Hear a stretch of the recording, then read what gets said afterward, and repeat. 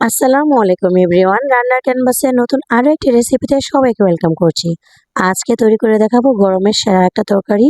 বাইরে যে পরিমাণ গরম পড়েছে, এই গরমে কিন্তু কোনো রকমের ভারী খাবার খেতে একদমই মন চায় না।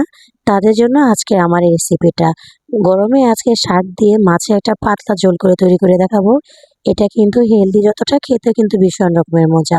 চলুন তাহলে কথা না বাড়িয়ে মূল রেসিপিতে ফিরে যাই। আজকে এই রেসিপিটা তৈরি করার জন্য এখানে আমি নিয়ে নিয়েছি পাঙ্গাস মাছ।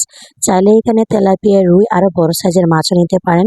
আমার বাচ্চারা যেহেতু কাঁটার মাছ বেশি এটা পছন্দ করে না, এজন্য আমি আজকে এখানে পাঙ্গাস মাছটাই নিয়েছি। তারপরে মাছগুলোর মধ্যে আমি হলুদ আর লবণ দিয়ে ভালোভাবে মাখিয়ে নিয়েছি। এই পর্যায়ে এখন ভালো করে মাখানো যখন হয়ে গিয়েছে, এখন আমি মাছগুলোকে ভেজে নেব। তার জন্য চুলায় একটা কড়াই বসিয়ে দিয়েছি। কড়াইটা যখন গরম হয়েছে, দিয়ে দিয়েছি এখানে সরিষার তেল। আপনারা কিন্তু যে কোনো তেল এখানে ইউজ করতে পারেন, যেটা রান্নার ক্ষেত্রে ব্যবহার করা হয়। আমি যেহেতু সরিষার তেল খাই, এজন্য এখানে সরিষার তেলটা দিচ্ছি। তেলটা যখন গরম হয়ে গিয়েছে, তখন একে একে মাছগুলো দিয়ে দিচ্ছি। মাছগুলোকে আমি উল্টে পাল্টে কিছুক্ষণ ভেজে নিয়েছি। আর এই মাছগুলো কিন্তু চেষ্টা করবেন একটু কড়া করে ভাজার জন্য।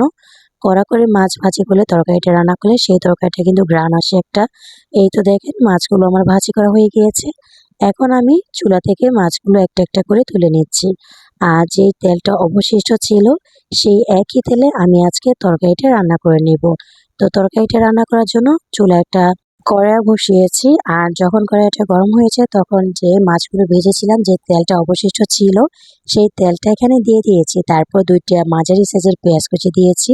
পেঁয়াজ কুচিটা যখন একদমই ব্রাউন কালার হয়ে গিয়েছে, সে পর্যায়ে এখানে ১ টেবিল চামচ পরিমাণ আদা রসুন বাটা দিয়েছি। আদা রসুন বাটাটা কিছুক্ষণ তেলের সাথে ভেজে নিয়েছি। তারপরে এখানে দিয়ে দিয়েছি একে একে মশলাপাতি। প্রথমে এখানে দিয়ে দিয়েছি 1/2 টেবিল চামচ পরিমাণ হলুদের গুঁড়া। যেহেতু আমরা এখানে মাছ কিন্তু হলুদ দিয়ে ভেজেছি, এই জন্য হলুদের পরিমাণটা একটু বুঝে শুনে দিবেন। তারপর দিয়ে দিয়েছি 1/2 টেবিল চামচ পরিমাণ লবণ। লবণটাও বুঝে শুনে দিবেন, যেহেতু আমরা মাছটা লবণ দিয়ে ভেজেছি। 1/2 টেবিল চামচ পরিমাণ দিয়েছি মরিচের গুঁড়া। এই তরকারিটা কিন্তু ঝালের পরিমাণ একদমই কম হবে। খুবই হালকা আর খুবই ঝাল কমে এই তরকারিটা রান্না করতে হবে। তারপর আমি সামান্য একটু পানি দিয়ে মশলাটাকে ভালো করে কষিয়ে নিয়েছি। তো মশলাটা যখন আমার কষানো হয়ে গিয়েছে, এই পর্যায়ে এখানে দিয়ে দিয়েছি কেটে রাখা আলু। এখানে আমি মিডিয়াম সাইজের ২টা আলু লম্বা করে কেটে নিয়েছি। আলুগুলো কিন্তু আমি ভালো করে কষিয়ে নিয়েছি। তো এই তো আলুগুলো প্রায় কষানো হয়ে গিয়েছে। এই পর্যায়ে আমি তরকারিতে ঝোলের পানি দিয়ে দিব। আপনারা আপনাদের পরিমাণ মতো যতটা ঝোল খেতে পছন্দ করেন, ওই পরিমাণে ঝোল দিয়ে দিবেন। এই তো এখানে আমি পাশের চুলায় কিন্তু গরম পানি বসিয়েছি, যাতে করে আমার রান্নাটা তাড়াতাড়ি হয়ে যায়।